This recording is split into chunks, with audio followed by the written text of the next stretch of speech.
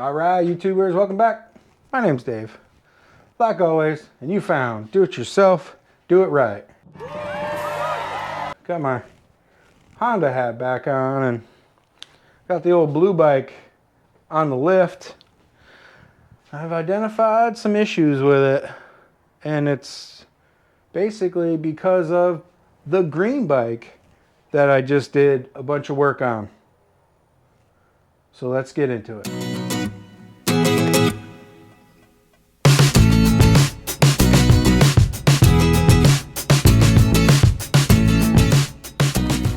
If I sound a little under the weather, it's because, well, I'm on the mend from what I think is COVID 3.5.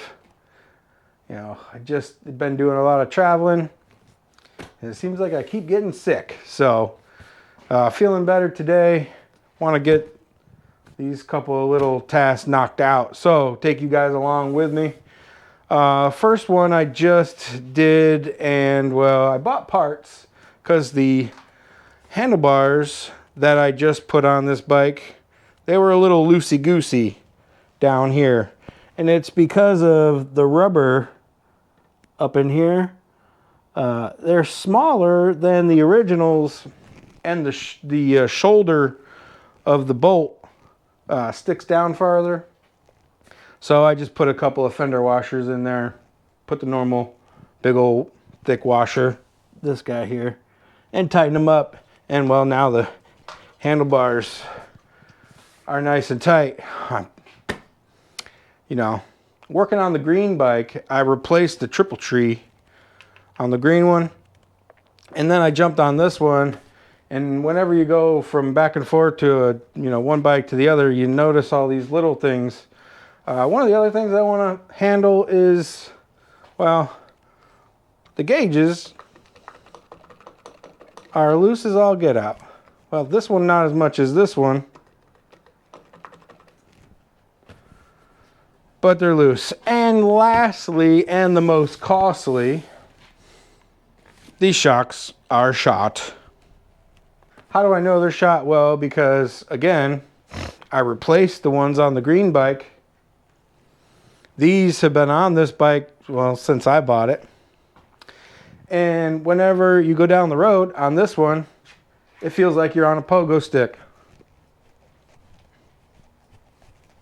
And the green one is nice and solid because I replaced those because somebody had the wrong shocks on that one. So what am I going to do? We're going to work on that. We're going to replace these shocks.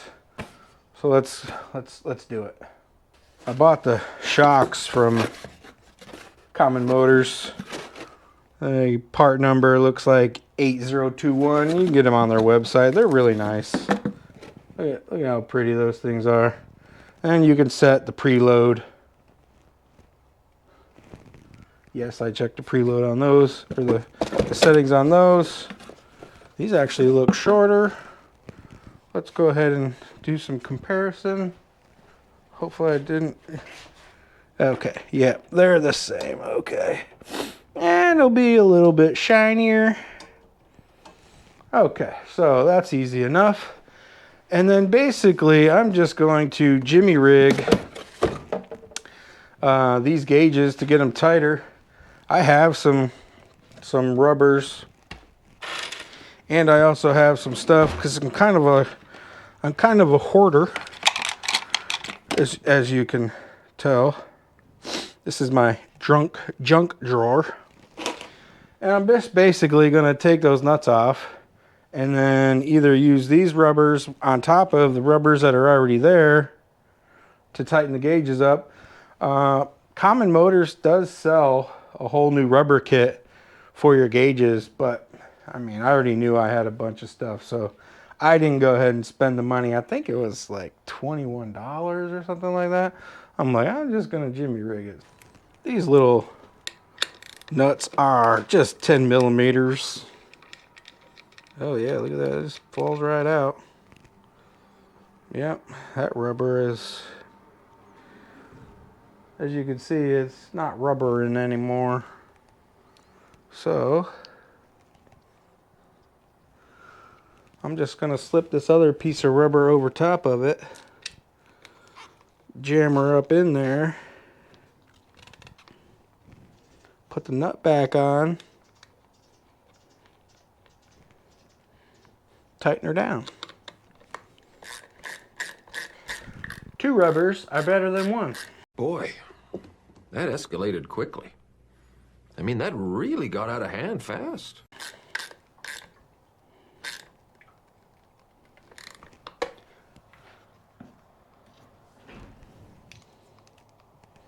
Look at that. Now it's not going to vibrate all over the place. And I'm only doing the one side. It tightened it up enough. I'm going to do it on the other side with that rubber. If this one actually works. This one might not work. This one's probably seen better days, but we're going to give her a shot. Oh, that whole thing just moved. That means I got to tighten up that guy there. Oh, look at that. I think my speedometer. Nope, it's all the way up. Okay, I thought my speedometer cable was coming loose. You got to go over these bikes every once in a while. Do a nut and bolt check, you know. They vibrate. A few moments later. I might have to come up with another way to jimmy rig this thing. Maybe pull this rubber off, put a couple of washers under there, and so that seats up in there better. A little longer than a few minutes later. For this side, basically what I've come up with, and I'll bring you in close in a minute. Found a couple of washers that would slip over the little bushing to push that rubber further up in to the mounting surface. And then I have a wavy washer to even further push it up in there, and hopefully that'll get the job done. You know, this bike's not going to any shows. It's not, you know, we're not, you know, it's just a rider. It doesn't have to be 100% original perfect. Look at that. Look at that. Now you can actually go down the road and not have vibrating clocks, if you will, as the British call them. Nice and tight. And I'll show you what I come up with. There you go. That is the setup. See the wavy washer? Just pushing that rubber further up in there. And then this one just got 2 rubbers. Both of them are nice and tight. That problem is solved. So 2 down, 1 to go. Now I got the bike all up in my teeth. 14 and 14 millimeters, obviously. Might be an issue getting this bolt out. Might not. I don't remember. Yeah, I don't remember on the green bike if it was an issue. They both got the same exhaust, I believe. They're both, I believe they're Mac. One at a time, folks. Do these one at a time so your swing arm doesn't drop down. And then you gotta try to hold it up to get the bolts in. Just, you know, no sense of doing all that craziness. Oh, is it gonna come out? I don't know. Time will tell. If I just keep going with my wrench rather than trying to do it with my hands. Man, it's such a beautiful day outside. I wish I wasn't really feeling under the weather. I'd actually take the bike for a ride.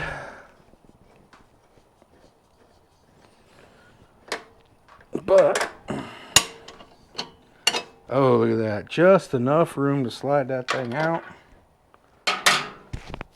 Note to self, put it back in and then slide it down.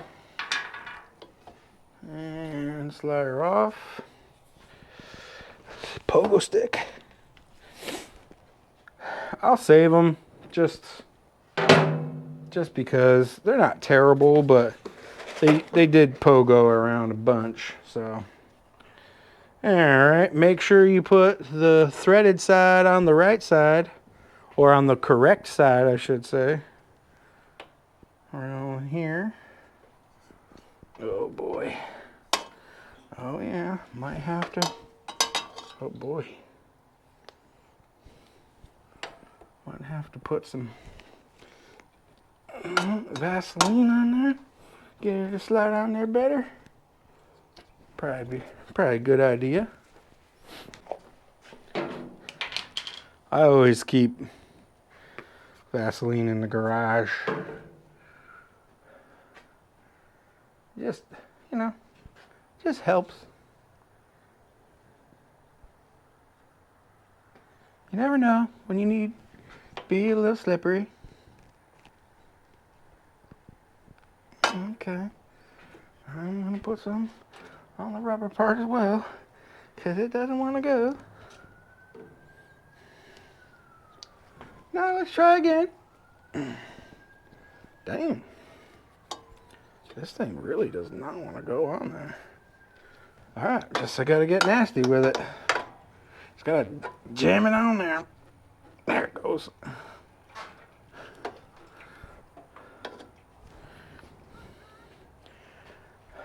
Basically, you just gotta show who's boss. Turn that around a little bit. Bolt. Bolt. Bolt goes in. Oh boy.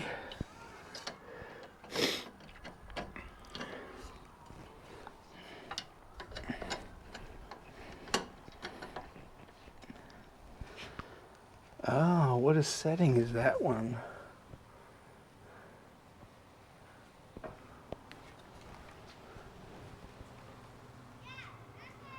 Oh, that's the shock that's blown out. I can see that now that I'm looking at it. I guess I should have looked a little closer. All right, so it's got to go down for that bolt. There we go. There we go. We get the bolt started. I'll show you that one in just a second now that I was looking at it. Oh, yeah. That's the bad one.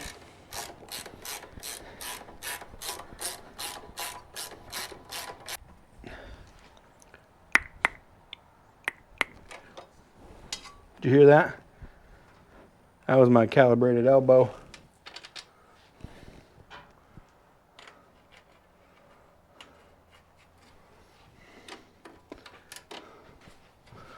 That means that it's good and tight.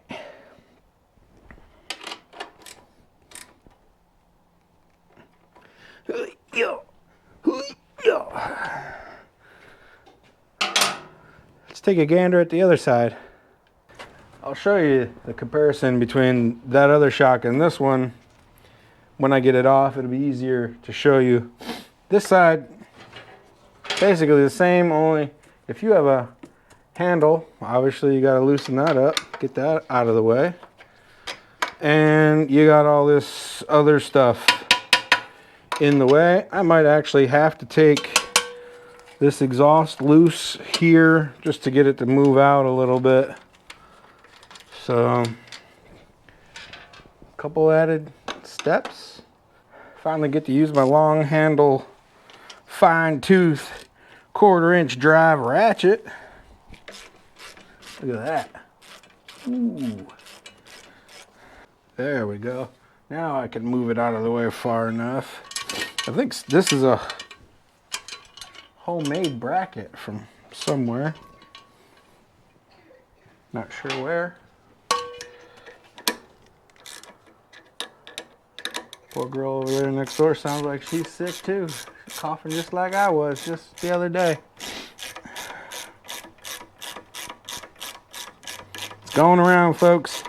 You know, I travel from Savannah to Memphis to Clarksville to Nashville to Atlanta to Columbus, Ohio, back to Savannah, and I just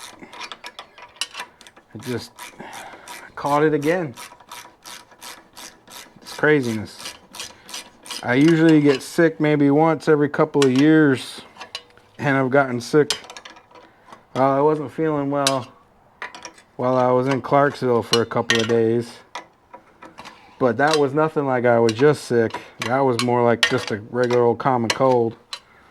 But this past couple of days, man, I've been rough. Had the chills, fever. Now every time I cough, I feel like my lungs are gonna fall out. Rough. Let me show you the difference between this one and the other one. All right, this is the shock that came off the right side of the bike. Notice on the inside how clean it is. And notice, well, I don't know if you can really see where that shock goes down into here. You know, it's fine. There's, you know, not too shabby. But then you look at this one, shock down. Look how dirty it is all the way around it. I don't know if you can see in there, but it's nasty all the way up, pretty much the whole piston. Pretty sure it was working on one shock, was doing all the work, and that's why it was bouncy. Let's put the new one on. I left this one wrapped up so you could see how nicely packaged they are. Common Motors does a good job with their stuff. There's only a few things that I've ever bought from them that I was just like, man, that was a waste of money. But they do a good job with most of their stuff. One of the things that I bought from there, and ooh, that's way too much, I really wasn't all that impressed with, was I got one of the first electronic ignitions, their Shockwave, from them, and I put it on my racer, my orange one, my orange CB360, and I just was never impressed. It kept the vibration, it just never, it wouldn't stay in time. Just a lot of issues with it. And I think it was because it was one of the first ones. I hear that they've gotten better, they've refined it, and they're better now. But, you know, I think I'm just a points guy. I'm just gonna keep going with points. I figured out a good way to do it, and that's what I'm gonna do. I'm just gonna keep using points. Yeah, all right, let's push you on there. Yeah, alrighty, there we go.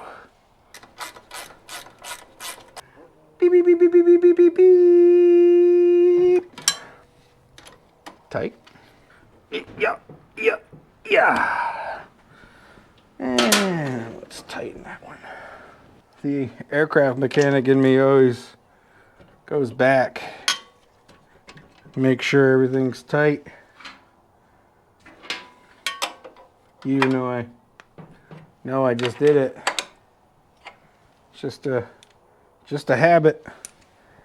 And there you have it, folks. That's changing 2 shocks, fixing some clocks, and well, I didn't show you the handlebars, but they're fixed too. The video wouldn't be complete without starting the old girl up. Alright, can't reach the choke. Alrighty, so here we go. Look at that, this thing.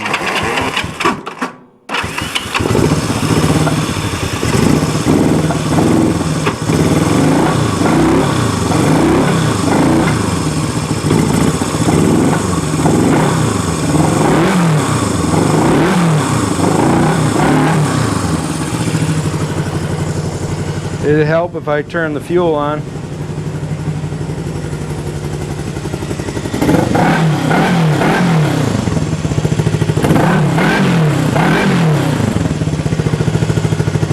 Ever since I took the Pamco ignition off from this bike, this has been by far my best running CB360.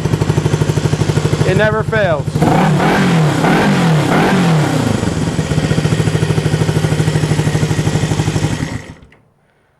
Runs like a dream all the time. I've even changed carburetors. I took carburetors off from this bike, put on another bike to test to see if it was the carburetor that runs so. But this bike just runs so good all the time. Just a sweetheart of a CB360. Like I said, after I took that Pamco